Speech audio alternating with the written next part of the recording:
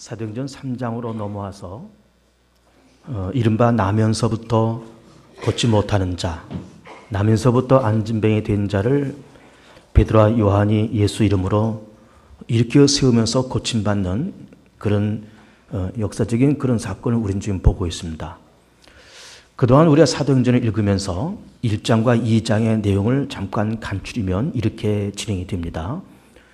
예수께서 우리의 허물과 죄를 담당하시고 십자가에서 죽으시고 그리고 부활하시면서 40일 동안 세상에 계셨다가 그리고 감람산에서 승천하시면서 그 승천하시는 장면을 지켜보는 모든 사람들에게 예수께서 하시는 말씀이 예루살렘을 떠나지 말고 아버지께서 약속하신 것을 기다려라. 성령이 임하시면 너희가 권능을 받고 예루살렘과 온 유대와 사마리아와 땅끝까지 이르러서 내 증인이 되리라.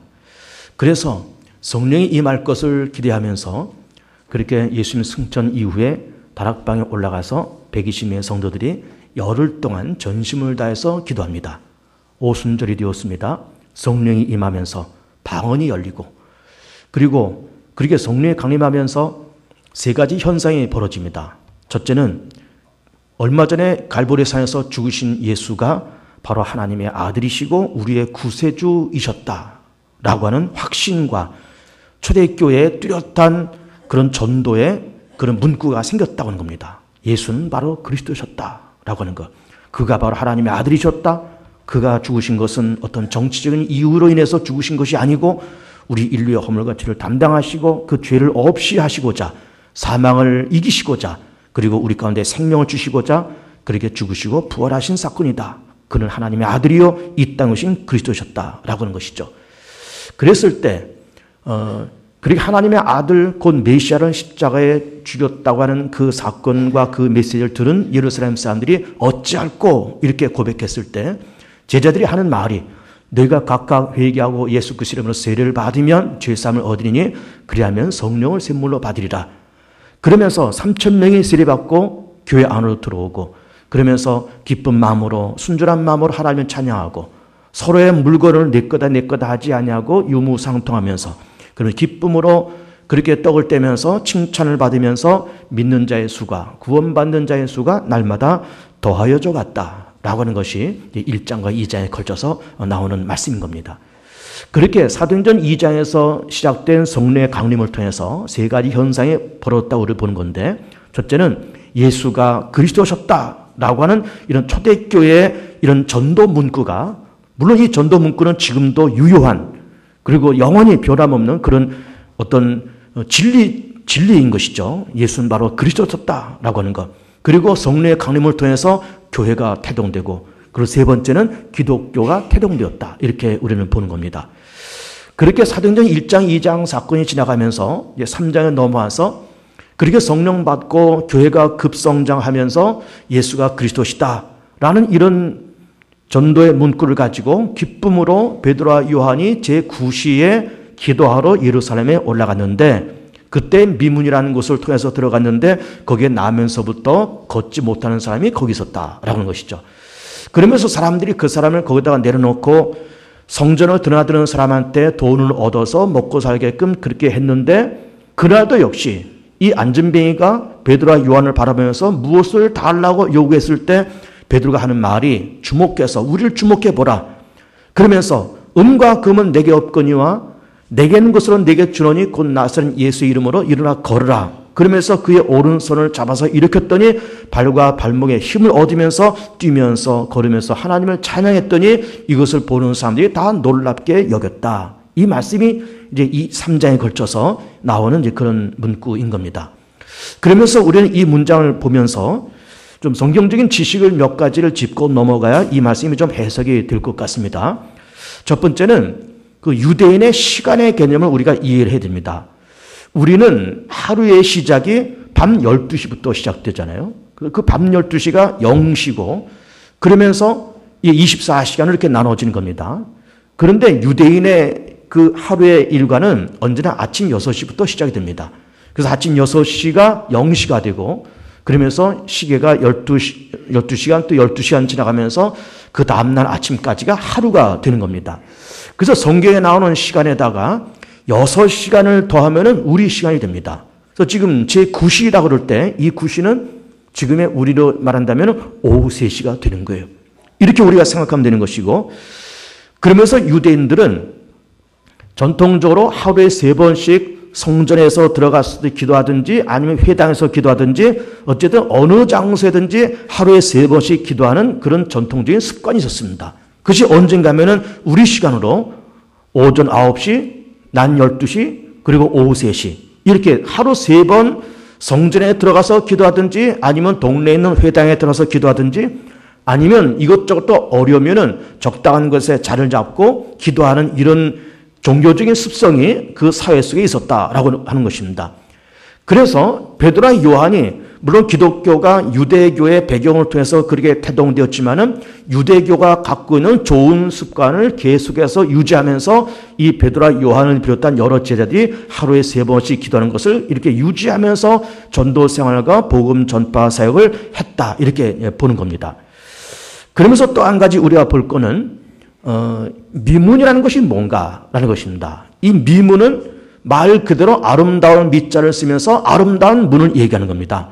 예루살렘에 여러 문들이 있는데 이 성전에 나오는 이 성경에 나오는 사도행전 3장에 나오는 이 미문이 지금이 어딜까라고 하는 것이 참 궁금하고 아직은 여기다 저기다 말이 많지만 이 미문이라고 하는 거는 어쨌든 예루살렘에 있는 여러 문 가운데 하나인데 특별히 그 문을 아름답게 만들었다는 거죠. 그러면서 이 문을 역사적으로 보면은 구리로 만들고 그 안팎에다가 금으로 도금을 하고 은으로 도금하면서 그야말로 다른 어떤 문보다도 화려하게 아름답게 만든 그런 문이었다는 거죠. 자연히 여러 문 가운데 그 문이 아름다운 문이기 때문에 다른 곳을 통과하는 것보다는 그 문을 이용하기를 사람들이 즐거워했다는 겁니다. 그래서 다른 곳의 통행량보다 이 미문으로 통행하는 이런 사람들의 또 통행량이 많기 때문에 거기다가 이제 나면서부터 걷지 못하는 안진뱅이를 거기다 놓으면서 성전으로 들어가는 사람들한테 동량을 얻어서 그래서 한 푼, 두 푼 주는 걸 가지고 먹고 사는 이런 사람이 거기 있었다라는 말씀을 지금 하고 있는 겁니다. 그러면서 이 거린이 돈을 좀 달라 그랬을 때 베드로와 요한이 은과 금은 내게 없거니와 내게 있는 것으로 네게 주노니 곧 나사렛 예수 이름으로 걸으라 그러면서 이렇게 세우면서 그 사람이 힘을 얻어서 일어서서 걷고 뛰며 하나님을 찬송했더니 보는 사람이 다 놀랬다. 이런 말씀이 이제 1절부터 10절까지 기록이 되어 있는 겁니다. 이 본문을 가지고 세 가지 큰 주제로서 얘기를 하려고 합니다. 첫째는 운명이라는 것이 정말 존재하는 것일까? 성경에서는 운명을 어떻게 말하는 것일까? 이걸 좀 말씀을 드리고 싶고 두 번째로는 베드로와 요한이 아침 9시 그리고 12시 오후 3시 우리 시간으로 얘기하는 겁니다. 이렇게 하루 3번 정기적인 기도를 통해서 이런 이적이 일어났는데 이 정기적인 기도가 과연 무엇을 우리에게 시사하는 것일까? 라는 것을 말씀을 드려야 되겠고 그 다음에 내게 있는 것 예수 이름으로 일어나 걸으라고 하는 예수 이름의 그 위력이 과연 어떤 것인가? 라고 하는 것을 말씀을 드리고자 합니다. 첫 번째는 운명에 대한 이야기를 하려고 합니다. 운명. 갑자기 운명을 왜 얘기할까? 사도행전 3장에서 운명이라는 단어 나오고 있지 않는데 왜 운명이라는 것을 얘기할까? 이런 겁니다. 왜 운명이라는 것을 들췄는가 하면은 지금 나면서부터 걷지 못하는 안진뱅이를 얘기하려고 그러는 겁니다. 이 사람은 그야말로 나면서부터 안진뱅이에요. 뭐 살다가 건강한 몸으로 태어났다가 살다가 무슨 사고를 당해서 안진뱅이 됐다. 뭐 이러면 또 우리가 이해되는데 나면서부터 안진뱅이 된 겁니다. 그래서 그의 부모나 그 옆에 있는 사람이나 네가 안진뱅이로 태어난 거는 이건 네 운명이야.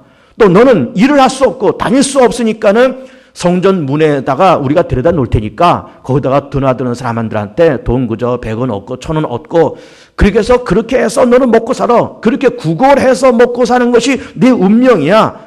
그래 본인도 그렇게 안진뱅이로 태어나고 빌어먹는 것이 운명이라 생각했고 그의 부모나 일가 친척이나 그 주변에 있는 사람들도 그렇게 이 안진뱅이가 거기서 돈을 얻어서 먹고 사는 것을 그냥 운명으로 그렇게 알았던 겁니다. 그러면 그럼 성경에서 그렇게 말하고 있는데 과연 성경에서는 운명이 있다고 말을 하는 걸까? 아니면 성경은 두 번째 놓고 그냥 우리가 살아가는 이 세상 속에서는 그 운명이라는 것을 어떻게 말을 할까? 여러분 어떻게 생각합니까? 세상에서는 운명이 있다고 말을 합니다. 결론부터 말씀드리면 성경도 운명이 있다고 말을 합니다. 근데 세상에서도 운명이 있다고 말하고 성경에서도 운명이 있다고 말을 하지만 그 나머지가 다릅니다. 세상에서는 운명이 존재한다. 그리고 이 운명은 변질되지 않는다. 그 운명대로 살아야 된다. 이것이 세상에서 말하는 운명이고 성경도 똑같이 운명을 말하지만은 운명이 있지만은 이것이 예수 안에서 얼마든지 변화가 가능하다라고 말씀을 하시고 있는 거예요. 그 말씀을 드리려고 하는 겁니다.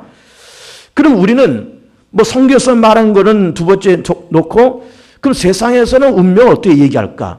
여러분 우리나라도 사주팔자를 보지 않습니까? 그 사주라고 하는 거는 사람이 태어난 연월일시, 자기가 태어난 연월일시에 자기의 운명을 가지고 태어난다는 거죠. 그리고 이거는 변함이 없다는 겁니다. 그 운명에 묶여서 살아갈 수밖에 없다는 겁니다. 또 우리 과거에 첩 제도가 있을 때는 본처를 통해서 낳은 자식은 적자고 첩을 통해서 낳은 자식은 서자예요. 그러면서 적자와 서자의 그 차이는 정말로 큰 겁니다. 서자가 받는 그 불이익은 말로도 할 수 없는 거예요. 그래서 우리 소설의 홍길동에도 서자인데 아버지를 아버지라 부르지 못하고 형을 형이라 부르지 못한다. 그런 말도 자기가 적자로 태어나지 못한 것을 한탄하면서 정말 아버지를 아버지라 부르지 못하고 왜? 서자니까. 형을 형이라 부르지 못하고 재산도 상속받지 못하고 그러면서 적자와 서자의 그런 차이가 대단히 큰 거예요. 이것도 하나의 운명인 거죠. 적자로서의 운명, 서자로서의 운명을 그렇게 타고난다 그 말이에요. 양반 상인도 그런 것 아닙니까? 우리 조선시대 때까지만 해도 다 양반과 상인이 있었습니다. 무식해도 양반 자식은 양반이고 머리가 똑똑해도 상인의 자식은 여전히 상놈인 거예요. 그래서 이 양반과 상인이 이건 운명처럼 그렇게 살아가는 겁니다. 우리나라는 그런 것이 아니라 인도도 그 카스트 제도라는 것이 있습니다. 그러면서 이 네 단계가 있죠. 맨 위에 제사장 계급, 그 다음에 왕족과 귀족 계급, 그 다음에 일반 평민 계급, 그리고 또 노예나 혹은 하인이나 종이나 이런 사람들의 계급. 그 네 계급으로 나누면서 맨 위 계급은 뭐 브라만 계급이라 그러고 무슨 계급 그 네 가지의 계급으로 나누어서 그러면서 그렇게 그것도 운명으로 알면서 그렇게 살아가는 것이고 아예 계급에 들지 못하는 사람도 있는 겁니다. 이른바 불가촉 천민이라고 말하는 그런 사람도 있는 거예요. 그런 사람도. 눈을 마주치는 것도 부정하고 옷깃이 스치는 것도 부정하고 그 사람하고 손이 마주치는 것도 부정하는 불가촉 천민도 있었고 그 불가촉 천민이 네 계급에 들지 않은 사람들이고 그런 불가촉 천민이 지금 인도 사회에 1억 명이 넘게 있습니다. 그런 카스트 제도가 많이 지금 희석되고 무너져가고 있지만 그것이 여전히 존재하고 있습니다. 여전히. 그런 이 세상에서는 우리나라도 그렇고 외국도 그렇고 인도도 그렇고 그런 운명 속에 태어나서 그 운명에 묶여서 일생을 살아갈 수밖에 없고 이거는 변동이 되지 않는다는 거죠. 이걸 움직일 수 없다는 거죠. 운명은 그렇게 있다는 겁니다. 그런데 성경에서는 뭐라고 운명을 얘기할까? 성경도 운명이 있다고 얘기합니다. 참 이상하다. 성경에서 무슨 운명 얘기할까? 여러분 성경도 운명을 얘기하고 있습니다. 무슨 운명이 있는지 압니까? 이런 겁니다. 사람은 태어나면서부터 우리 인류의 조상인 아담과 하나님을 불순종하고 선악과를 따먹은 그 원죄를 가지고 태어납니다. 그 원죄를 가지고 태어나는 이것도 운명인 거예요. 그러면 살아가면서 자범죄를 지으면서 살아갑니다. 그러면서 그 원죄와 자범죄를 품고 살아가면서 원죄가 뭐예요? 죄의 씨앗을 얘기하는 겁니다. 여러분 안 된 얘기지만은 어린애가 엄마 배에서 10달 동안 있다가 태어나면은 참 귀엽고 천진난만하고 순진하고 참 예쁘고 내 피가 섞인 귀여운 내 아이. 그러면서 그 아이를 물고 빨고 우리는 그러지만은 미안하지만 그 아이의 심성 안에도 원죄의 씨앗을 품고 태어나는 거예요. 이 원죄가 자라가면서 뿌리를 내리고 이것이 장성해 가면서 점점 원죄가 발전되고 거기다 자범죄까지 발전되면서 그러면서 인생은 누구를 막론하고 원죄와 자범죄의 그늘 밑에서 그렇게 살아가는 거예요. 그러면 성경은 그렇게 원죄와 자범죄를 가지고 살아가는 인생들에게 어떤 운명을 얘기하는가 하면은 의인은 없나니 하나도 없다는 거예요. 이게 인생의 운명인 겁니다. 모든 사람의 죄를 범하며 하나님의 영광에 이르지 못한다. 이게 인생의 운명인 겁니다. 이 세상은 영원히 잘 될 세상인가? 그렇지 않다. 이 세상 언젠가 멸망할 세상이고 장래 멸망할 장망성이다 라고 말하는 것도 인생의 운명이고 이 세상의 운명인 거예요. 의인은 없네, 하나도 없다. 모든 사람이 죄를 보면서 하나님 영원하지 못해. 죄의 탓은 사망이야. 한 번 죽는 것은 정한 거죠. 그 이후에는 하나님의 심판이 있어. 죄의 탓은 사망이야. 이게 인간의 운명인 겁니다, 여러분. 이것이 운명이에요. 원죄를 갖고 태어나고 자범죄를 가지고 살아가면서 그 죄가 장성해서 결국 그 죄 때문에 죽을 수밖에 없는 것이 인간의 운명이더라 이 말이에요. 근데 여러분, 사람이 갖고 있는 이 운명, 원죄와 자범죄를 갖고 살고 있는 이 운명이 나이가 들어가면서 이것이 해소가 되지 않습니다. 세상 경험을 많이 했다고 해서 해소되질 않고 공부를 많이 하고 인격과 수양을 닦았다고 해서 이 원죄와 자범죄나 이 운명을 정리가 안 됩니다, 여러분. 정리가 안 돼요. 요즘 우리는 박근혜 대통령이 며칠 동안 미국을 방문하면서 그 수행 비서고 대변인이 적절치 못한 행동을 하면서 국제적인 망신을 사고 그렇게 어렵게 만든 정상회담이 물거품이 될 것만 같은 그런 아픈 소식을 우리는 듣고 있습니다. 여러분, 그 장본인은 그래도 명문대학을 나오고 여러 매스컴에서 여러 언론단체에서 일을 하고 그러면서 대통령 인수위원회 할 때도 대변을 하고 박근혜 대통령 눈에 들어서 청와대 대변을 그렇게 세워진 겁니다. 그러면은 지금 청와대 대변인이고 우리나라의 정상과 지금 세계 초강대국인 미국의 정상과 이게 4박 5일 동안에 지금 정상회담을 하는 중요한 시간인데 이걸 저 밤잠을 자질 않고 정말 정신 똑바로 차리고 박근혜 대통령 그림자같이 따라다니면서 기록하고 이걸 해서 이거를 자꾸 언론에다 발표하고 이거 하는 사람 대변인인데 이게 밤 늦게까지 12시가 넘도록 술에 취해서 뒹굴고 20몇 살 먹은 여자애한테 찝쩍거려가지고 이런 얘기를 우리 지금 듣고 있는 겁니다. 참 창피한 얘기 아니에요? 그런데 말씀드린 것처럼 참 그래도 명문대학을 나오고 다 이렇게 인정받아서 거기까지 올라간 사람이 자기 속에 있는 그 원죄와 자범죄의 그 그늘을 벗어나지 못하는 거예요. 그 한계를 벗어나지 못하는 겁니다. 나이가 들어도 그런 고위 공무원에 들어가도 그 한계를 벗어나지 못하는 원죄와 자범죄의 그 한계를 벗어나지 못하는 그 단면을 우리는 지금 요즘 보고 있는 거예요. 얼마 전에 프로농구 감독이 경기 승부 조작을 했다고 해서 감독직을 사임하고 참 부끄러움 속에 좀 들어가 있습니다. 아니 우리는 강동이 그러면은 선수 시절에 펄펄 날던 사람 아닙니까? 명센터 아닙니까? 그런데 아니 그랬던 사람이 이제 감독이 돼가지고 정말로 그 팀이 막 승승장구하고 있는데 감독쯤 되면은 연봉도 수억 받을 거고 수억 외에 또 여러 가지 뭐 포상금이니 배당금이 받으면서 그야말로 돈방석에 앉아있을 만한 그런 사람인데 그까지 그 3, 4천만 원 때문에 승부 조작을 해서 부끄러움을 당하는 거예요. 돈이 없어 그랬겠습니까? 명예가 없어 그랬겠습니까? 인간이 갖고 있는 그 원죄와 자범죄의 한계를 벗어나지 못하는 우리 그 모습을 우리는 보고 있는 거예요. 변호사가 피의자한테 돈 몇 푼 받고 그것도 많은 돈도 아니고 몇 천만 원 그거 가지고 받아가지고 사건을 은폐하고 축소시켜서 이것이 나중에 발각돼서 창피당하고 이런 일도 우리는 보고 있는 겁니다. 70 넘은 멀쩡한 노인네가 10몇 살 먹은 여자아이한테 뭐 성추행했다 이런 얘기도 우리는 심심치 않게 듣고 있는 거예요. 그러니까 나이가 70 넘고 명문대학을 나오고 사회적인 인격과 그런 덕망이 있다 그렇지만은 사람이 갖고 있는 그 원죄와 자범죄의 그 한계를 벗어나지 못하는 인간의 나약한 모습을 우리는 보고 있는 겁니다. 인간은 그런 원죄와 자범죄의 한계를 벗어나지 못해. 이것이 인간이 갖고 있는 한계고 인간이 갖고 있는 운명인 거예요.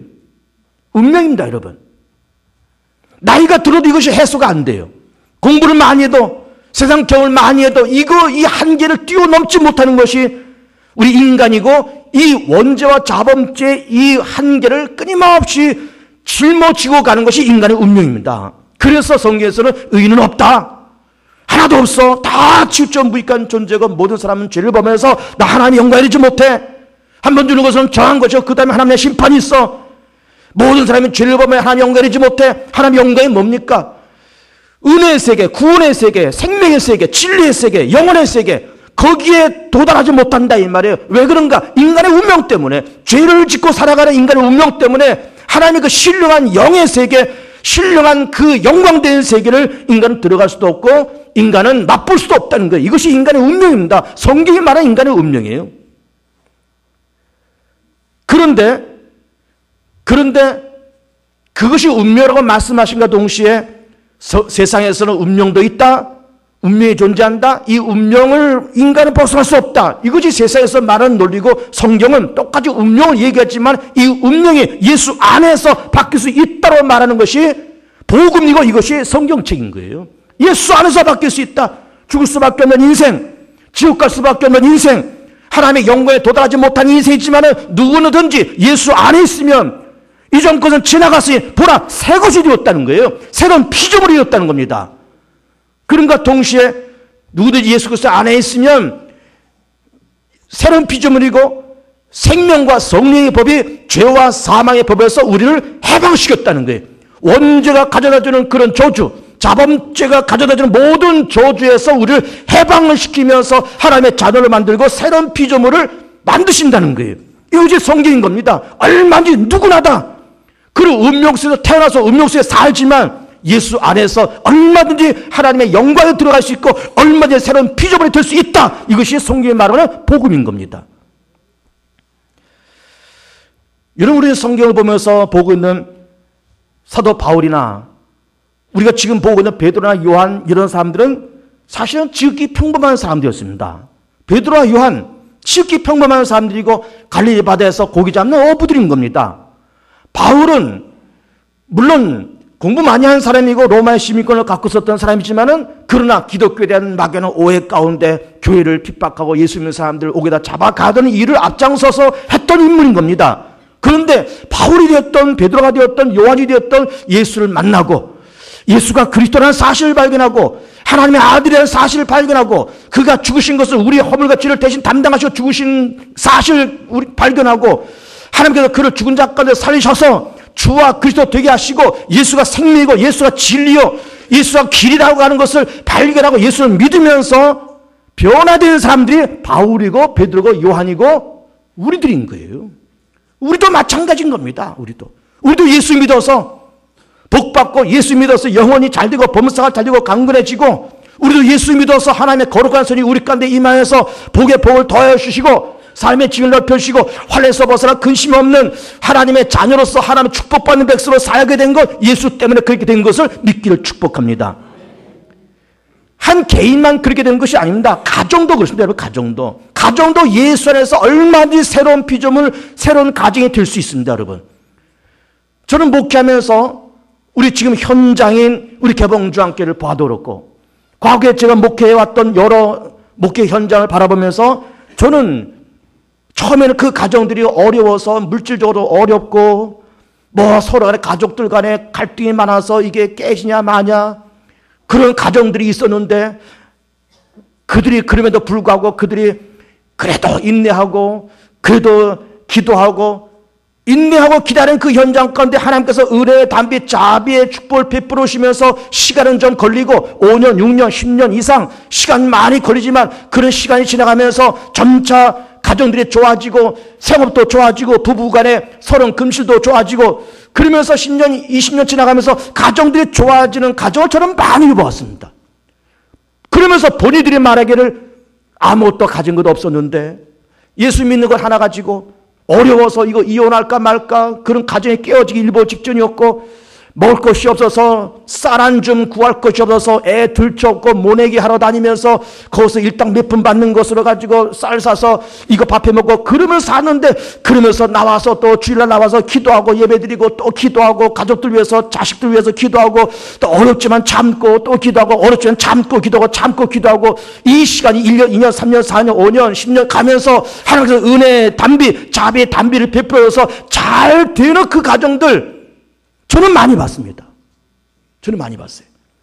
그러면서 본인들은 뭐라고 고백하는가 하면 나는 예수 때문에 승리했다라고. 제3자가 말하는 것도 저 집은 저 가정은 예수 때문에 살았다라고. 예수 때문에 승리했다라고 말하는 그 말을 저는 많이 들었습니다. 한 개인과 가정만 그렇습니까? 한 국가도 마찬가지입니다. 국가도. 여러분, 이스라엘 민족을 히브리인 그러지 않습니까? 히브리인이라고 하는 그 말은 그렇게 썩 좋은 말이 아닙니다. 뜨내기 떠돌이란 말이에요. 굴러온 돌이란 말입니다. 아브라함 백성들 그들이 붙인 말이 아니라 가나안의 원주민들이 붙여준 이름이에요. 별로 좋지 않은 이름을 갖고 살아가는 그 히브리인들, 떠돌이, 뜨내기, 그들이 물론 그 민족이 가야 할 길도 멀고 할 일도 많지만은 하나님 잘 섬기고 믿음 안에서 그렇게 살면서 세계 인구의 0.6%밖에 안 되는 유대인들이 노벨상의 4분의 1을 가져가는 거예요. 0.6%의 유대인들이 25%의 노벨상을 가져갑니다. 왜 그럴까요? 왜 그럴까요? 믿음 안에서 새로운 피조물이 되었기 때문에 그런 겁니다. 우리나라는 어떻습니까? 우리나라는. 이번에 박근혜 대통령이 미국 갔다 와서 미국에서 우리가 60여 년 전에 6.25 전쟁 때에 유엔군으로 참전했던 사람들을 만나고 왔습니다. 우리나라가 6.25 전쟁이 언제 일어났냐면 1950년에 일어났고 정전협정이 1953년에 정전협정이 일어났습니다. 세계 16개 나라들이 유엔군을 파병해서 우리가 어려울 때 그 사람들이 유엔군들이 도와줬습니다. 물론 미국 유엔군이 제일 많았죠. 그리고 전쟁이 끝나고 53년대 전쟁 끝나고 유엔군들이 본국으로 돌아가면서 한마디씩 내뱉었던 말이 뭔가 하면은 이 나라는 희망이 없다. 대한민국 이 나라는 희망이 없어. 정말 희망이 없었던 나라죠. 뭐가 희망이 있겠습니까? 전쟁 고아들 지천으로 있죠.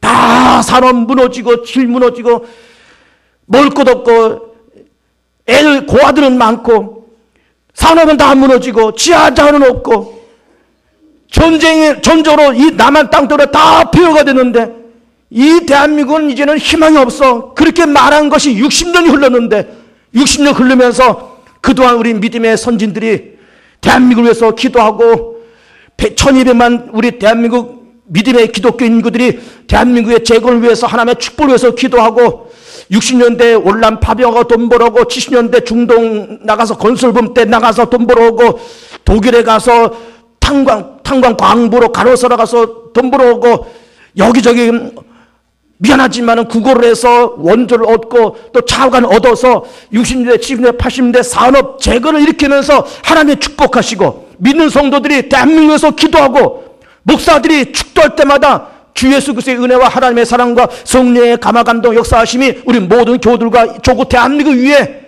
늘 영원토록 함께 하실 축원하나이다. 이런 축복 기도가 매주 5만 개의 축복 기도가 이 대한민국에 쏟아지고 있습니다. 여러분 5만 개의 교회가 있잖아요. 5만 개의 교회가 5만 번의 축복 기도가 매주 이 한반도에 쏟아지고 있는 겁니다. 하나님께서 그래서 이 대한민국을 축복하셔서 지금 이만큼 사는 나라가 되었고 원조 받는 나라가 원조하는 나라가 되었고 이제는 세계 10번째쯤 가는 그런 경제의 대국으로 세워주신 것 하나님의 은혜요. 예수 안에서 새로운 피조물이 된 모범적인 그런 예인 겁니다. 모범적인 예예요. 하나님 앞에 감사하실 축복합니다. 예수 잘 믿길 축복합니다. 이 나라는 희망이 없다라고 유엔군들이 총 집어던지고 갔던 그런 나라예요. 하나님께서 긍휼히 여겨서 희망이 없는 것이 운명이었는데 망해져야 될 것이 운명이었는데 잿더미에서 무릎 꿇고 하나님 앞에 기도하고 산에서 기도원에서 눈물 뿌려 기도하면서 이 나라의 재건을 위해서 기도한 믿음의 선진들 하나님의 은혜와 자비 예수 안에서 새롭게 되는 피조물 이런 것이 어우러져서 지금의 우리가 있는 것 믿으면서 감사하시고 더 열심히 했습니까? 더 열심히 주님을 찬양하는 그런 열정이 우리 가운데 있길 축복합니다. 큰 두 번째로는 베드로 요한이 성전 민문을 하루에 3번씩 다니면서 기도했다는 겁니다. 우리 시간으로 9시, 12시, 오후 3시에 바빠도 힘들어도 피곤해도 하루 3번 꼬박꼬박 나가서 기도하는 거예요. 여러분 미안하지만은 세상 일 하면서 가정 하면서 하루에 3번씩 교회 오시오. 목사가 그렇게 얘기하면은 목사 욕할 겁니다. 장관 미쳤지. 아 집에서 기도하기도 바쁘고 기도할 틈도 없고 하루에 3번은 고사하고 한 번도 힘들고 교회 하루에 한 번 나오는 거 고사하고 일주일에 한 번 나오는 것도 힘든데 하루에 3번씩 나오라니. 그런데 베드로 요한은 하루에 3번씩 가서 기도하는 거예요. 유대인들의 습관이죠. 그 좋은 습관을 전통을 이어받았습니다. 그렇게 기도를 끊임없이 하는 기도 습관 속에서 일어났던 기적이에요. 우연히 그냥 베드로와 요한이 갈릴리 바다에서 고기 잡고 지들 할 거 다 하고 놀고 먹고 뭐 고스톱 치러 돌아다니고 그러다가 환자 하나 고쳐볼까? 예수님이 일어나. 그랬던 것이 아니라 늘 기도 생활을 꾸준히 하다가 낯선 예수님이 일어나 걸어내서 그렇게 일어난 기적인 거예요. 목사가요 가끔씩 깜짝 놀랄 때가 있습니다. 언젠가 하면은 평생 새벽기도 안 나오는 사람이 새벽기도 나오면 목사가 가슴이 철렁 내려앉는 거예요. 무슨 일이 벌어졌구나 또 이 집에. 응? 다행히 무슨 일이 없으면 괜찮은데 정말은 무슨 일이 생기는 겁니다. 물론 우리가 그냥 별거 다 하고 돌아다니다가 급해서 하나님 살려달라고 응답해달라고 쫓아와서 새벽기도에 나와서 울며 빌며 기도하고 그렇게 해도 하나님은 자비하신 분이 나서 다 응답해 주겠지만은 여러분 하나님도 놀라는 겁니다. 새벽기도 안 나오다가 나오니까 깜짝 놀란 겁니다. 목사도 놀라니까. 하나님은 놀래키지 하지 마시고 목사 놀래키지 마시고 꾸준히 주일 성수 새벽기도, 주일 성수 새벽기도, 주일 성수 새벽기도, 주일 성수 새벽기도, 하루 여는 기도, 박스 기도, 하루 여는 기도, 박스 기도 꾸준히 해나가면서 그러면서 어떤 기도 제목이 있을 때 하나님 이런 문제가 생겼네요. 이걸 좀 해결해 주시오. 그럴 때 하나님이 덜커덕 응답하신 것이 하나님을 좀 경긴하게 하지 말라고요. 하나님을 놀래키지 마시라고요. 꾸준히 기도하시고 그러면서 기도 제목이 있을 때 딱 기도하면은 아주 그냥 직방으로 응답되는 거예요. 깨닫기를 축복합니다. 세 번째로는 예수 이름이에요. 베드로 요한이 이렇게 말합니다. 나는 은도 없다 금도 없다. 근데 나에게 있는 것이 한 가지 있는데 그건 바로 예수 이름이다. 예수 이름 명하니 일어나 걸어 발목에 힘을 얻어서 일어나서 뛰면서 하나님을 찬송했다는 겁니다. 보는 사람이 놀랐다는 거예요. 여러분 예수님께서 3년 동안에 공생하실 때 하셨던 사역인 겁니다. 병자 고치는 것, 죽은 자 살리는 것, 가난한 자 먹이는 것 예수님께서 3년 동안 하셨던 사역이고 하셨던 사역이 예수님께서 돌아가시고 십자가 죽으시고 승천하셨다고 해서 예수님의 사역이 끝나면 안 되는 것이고 예수님께서 3년 동안 하셨던 그 사역이 지속되어야 된다는 차원에서 베드로와 요한이 이 안전벨을 일으키고 있는 겁니다. 예수 이름으로 그 이름이 뭔데? 하나님의 아들이고 세상을 이기신 그 이름, 죄를 이기신 그 이름, 사망 것을 이기신 그 이름, 사단의 권세를 누르신 그 이름 가지고 명령했더니 일어났다는 거예요. 예수 이름으로 갔더니 일어났다는 겁니다. 이것은 지금도 유효합니다, 여러분. 지금도 여러분들이 만나는 여러 가지 어려운 문제들을 예수 이름으로 다 내쫓고 예수는 영원하니 나갈지어다 어둠의 권세야. 미혹의 영은 떠나갈지어다. 어둠의 영은 떠나갈지어다. 사악한 것은 떠나갈지어다. 예수님 영원하니 떠나갈지어다. 부활하시고 승리하신 예수 이름으로 외칠 때 거기에 기적과 역사가 일어날 줄 믿습니다. 예수 이름으로 말이죠. 예수 이름으로. 이름의 권세가 얼마나 큰 줄 압니까, 여러분? 예를 들어서 어느 사람이 미국의 대통령을 만나러 간다고 쳐보세요. 그런데 박근혜 대통령이 이번에 직접 갔다 왔지만 직접 가지 않고 대사를 보냈다고 쳐보세요. 그래서 뭐 외무부에 있는 어느 중급쯤 되는 어떤 공무원을 미국에다 보냈습니다. 근데 이 사람이 덜렁덜렁 가서 나 박근혜 대통령이 보내서 왔어요 말하면은 안 만나줄 겁니다. 너 왜 왔냐 여기? 무슨 볼 일을 왔냐? 박근혜 대통령이 보냈다는 무슨 증명이 어디 있느냐? 아무것도 없으면은 만날 수가 없는 거예요. 그러나 박근혜 대통령이 딱 문서를 써서 이만저만한 일로 내가 오바마 대통령을 내가 면담하고 싶다. 내가 대사를 보낸다. 그러면서 그 문구를 다 쓰고 그리고 박근혜 대통령의 도장 찍고 거기다 사인을 땅 해서 그거를 딱 손에 쥐어서 보내면 이게 오바마 대통령을 만날 수 있고 그가 보낸 모든 안건, 문서 다 미국 정부에서 접수하고 박근혜 대통령이 사인한 문서구만. 그러면서 그걸 다 받아줄 겁니다. 그것이 없으면은 백악관 문도 또 못 들어가는 거예요. 그러니까 이름의 권세는 그만큼 큰 겁니다. 우리가 부족하고 우리가 힘들지만 예수님께서 하시는 말씀이 너 힘드냐? 너 고달프냐? 너 병마에 눌리느냐? 너 어려움 속에 있느냐? 나도 어려움을 만났었다. 나는 어려움 만난 것은 고사하고 아예 십자가 죽었었다. 근데 나는 삶에 부활했어. 내 부활하고 내가 죄를 이기고 사망 권세 이기고 사대의 권세 이겼으니 내 손 잡고 한번 일어나 보지 않을래? 너 가난과 질병에서 너 내 손 잡고 일어나 보지 않을래? 너 내 손 잡고 한번 희망찬 생을 한번 나가보지 않을래? 그렇게 말씀하시는 예수의 음성을 들으시고 일어서실 축복드리고 재건되기를 축복하고 병 낫기를 축복하고 가족이 화목하게 축복하고 생업과 산업들 잘 되길 축복하고 교회가 부흥되길 축복하며 대한민국 잘 되길 축복하고 예수 잘 믿는 여러분들 되실 축복합니다. 뿐만 아니라 기도할 때마다 예수는 기도해서 응답받고 어려운 문제, 사단의 문제, 질병 문제 예수 이름으로 내쫓으면서 악그들은 수마가 내가 나서 예수님 명하니 너를 이기신 예수님 명하니 저주를 이기신 예수님 명하니 묶음 놓고 떠나갈지어다 외칠 때마다 떠나가는 역사가 임할 줄로 믿습니다. 행복하시고 평안하시고 기쁨의 삶을 살아가는 예수 때문에 기쁨이 있고 예수 때문에 삶 만나는 귀한 여러분의 귀한 삶 되시기를 축복합니다.